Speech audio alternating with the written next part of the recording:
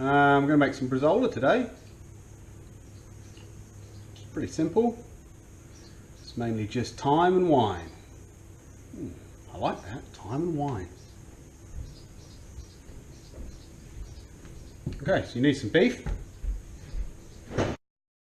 This is an eye round. It's a nice piece of beef, very lean. This came from a butcher's. If you wanted to do it yourself, you could buy the whole silver side, and this comes right off the top of the silver side. And you can see it, you can pretty much put your hand in it and just take it off on the bottom. So this is a good fresh piece, very nice. So as with anything that we're dry curing, we have to cure it first, and that will be done with 3 to 4% salt per weight.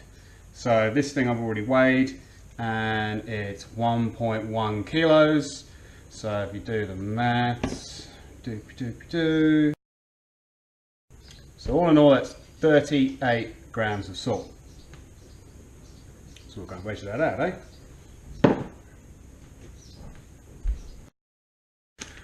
I'm not going to use any special salt, just normal boring salt. I'm sure there are lots of people that use PDV salt, and rock salt and kosher salt. Why is it kosher? I also like to put a little bit of the cure mix in, which I did in the bacon video, which you can go back and watch. It just seems to keep the colour in the bresaola quite well. I've had a couple that have turned out a bit greyish. Do a little bit of this cure mix in there. Not a lot. It's about 10 grams. Bearing in mind it's half sugar, so it doesn't really add anything to the saltiness.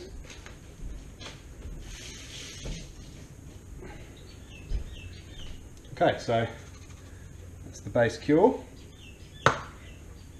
Now on top of that, you need to add a whole heap of stuff. So it's going to dry cure for a long time, so you can put a lot of flavour into the meat, just almost as a marinade. So to do that, you need a pestle and mortar, like that. And you're going to need a bit of magic black peppercorns.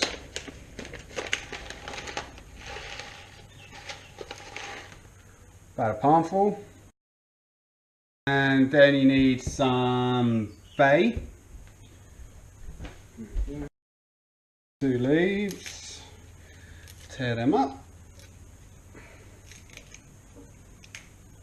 That smells good.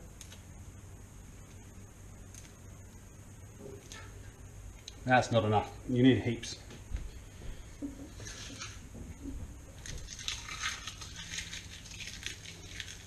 It's just some bay, old dried bay I had, shop bought stuff.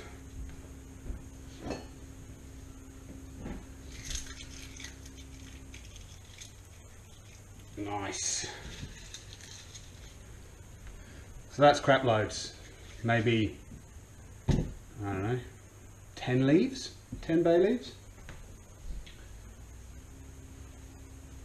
Some nice oregano. I've got some fresh stuff, so I like to use the flowers because they got heaps in them. Okay, they go in. And then rosemary. You can put the whole stalks in fresh if you want. This is just dried rosemary from my garden. Throw that in. I don't know, a lot. A good double palmful of rosemary. Okay, and the other bit I like to put in is a few lavender heads. Heads of lavender. They're lovely wee things. Garlic.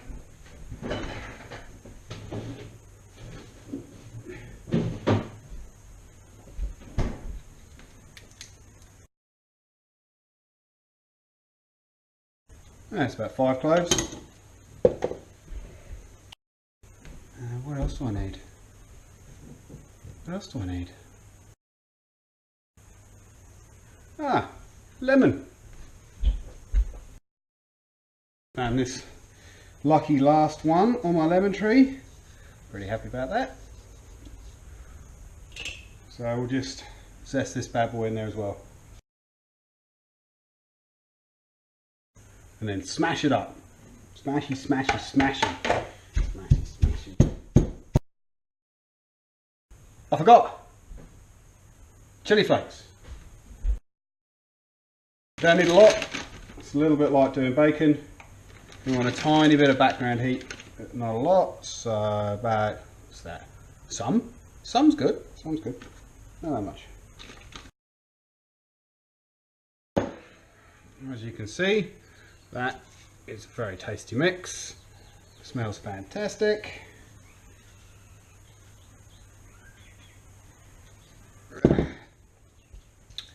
Usual quick tidy up. And you need a bag. I've got these Ziploc bags, but a carrier bag does just the same job, to be honest. Just make sure, double check, triple check, it's got no holes in it. And if you're even remotely concerned that it has, get 2 or 3 or 4 of them and put them one after another over it. But these big Ziplocs are awesome for the job. Okay, so get your meat. Just double check it's got no dirt or anything on it. Throw that to the bottom of the bag.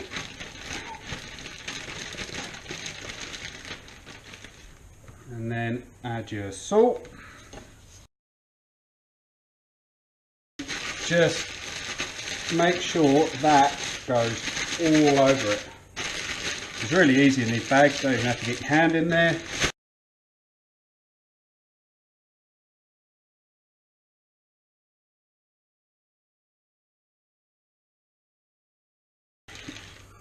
And then add your nice flavoury bits. Might just put a touch more pepper in that. I don't think it's got enough in there.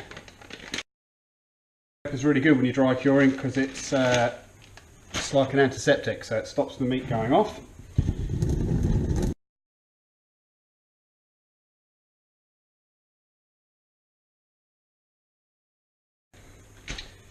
That's that. Now just roll it up, as much air out of it as I can. Boom. Easy peasy.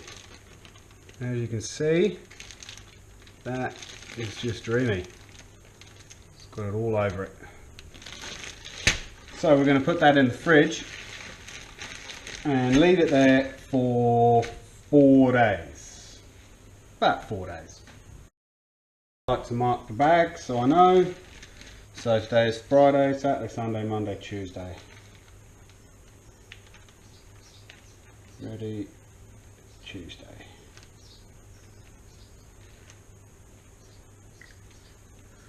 Okay, so we're going to stick that in the fridge until Tuesday. It's 4 days. If you have a bigger piece of meat, it doesn't really matter. If it gets thicker, then it needs to go in for longer. So for instance, if this was another inch in width, they'll probably go 5 to 6 days, bigger again, 7 days, 8 days, and so on and so on, until you get to about 7 days, and not much needs longer than that. Alright, sweet. Stick it in the fridge. And that's about that. I'm going to leave it in the fridge 4 days, 5 days, and then we're going to take it out and we'll need a bottle of wine for the next part because we're going to soak it with a bottle of wine. And I'll video that when we do it. Alright, see you in 4 days. Okay, so it's been 4 days, it's Tuesday. I'm going to take it out for the next stage. 4 days in, and it's gone a little bit wet. The cure's drawn the water out of the meat. It's gone a little bit stiffer. It's great, and the smell is insanely good. It's right through the bag. It stinks. It's fantastic. Right, so cured for 4 days, and then bottle of red wine. I'm not really a red wine drinker. I've picked a Shiraz because it was cheap.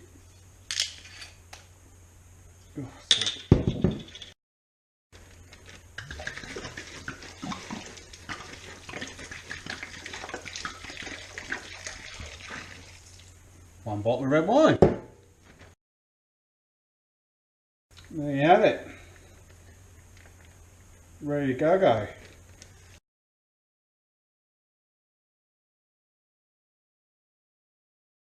That sits in the fridge for 7 days. And after 7 days, I'll come back and show you what we do next. All right. Okay, so the bresaola's been sat for 7 days. Happy, slightly drunk, in a bottle of wine, and we're going to get it out and prep it up just to hang up. Still a big bag of happiness.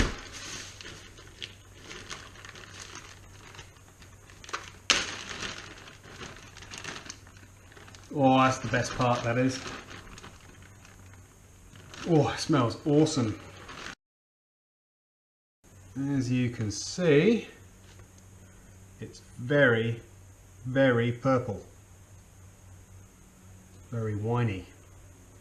So we're going to give that a rinse off and then a dry off.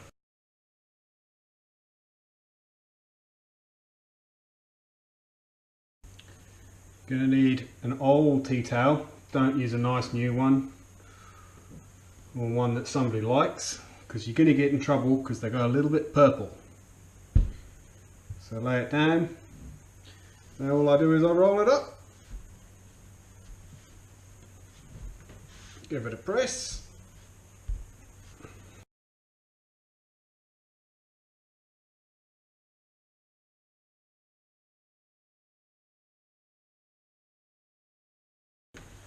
and there we have it. Beautiful piece of meat. It's a little bit hard on the edges, but there's still a lot of give in the middle, which is great. If it's too hard all the way through, it's going to be stiff and salty, so you need a little bit of give. So now it's still there. Okay, and then all I'm going to do this is I'm going to wrap it up like a chicken ballantine, if you want to look that up, but essentially it's just one knot on the bottom, then half hitches all the way up until you get to the top. I'm going to do that now at super quick speed. So one knot on the top, one half hitch over the top.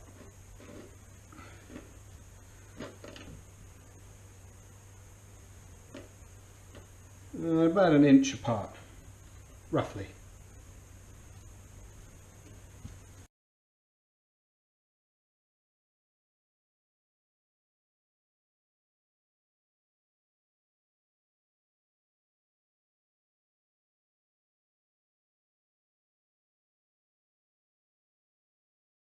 Now on the last one, you want to roll it back over. So you close that hitch,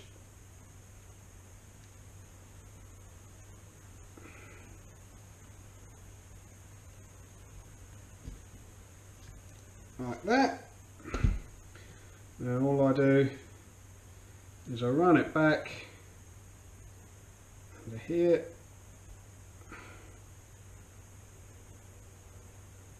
under 1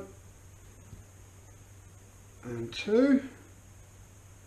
And then tie it off on around number 2. Second to last one.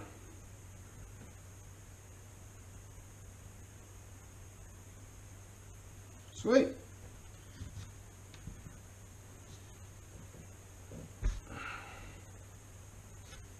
Trim off all your excess, and there you have it, ready to hang.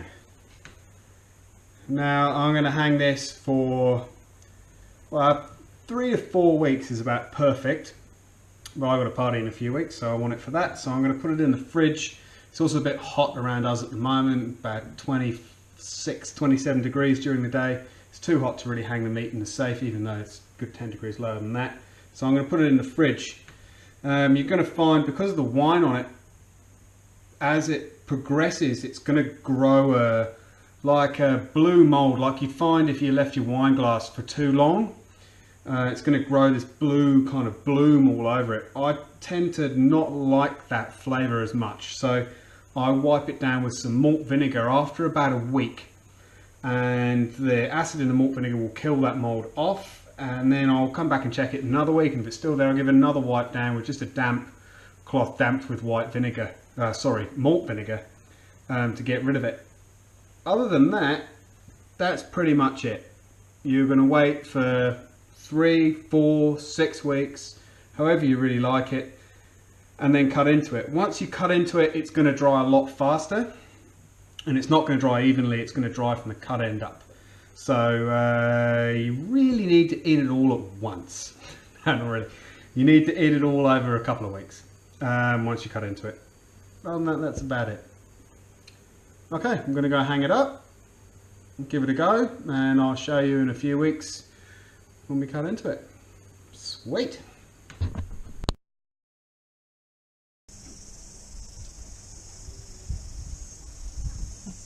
Gonna follow your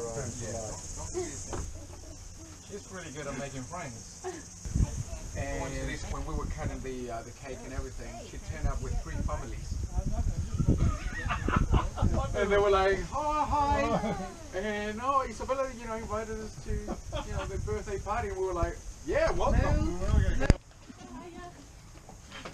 Tasty? Yes. Yes.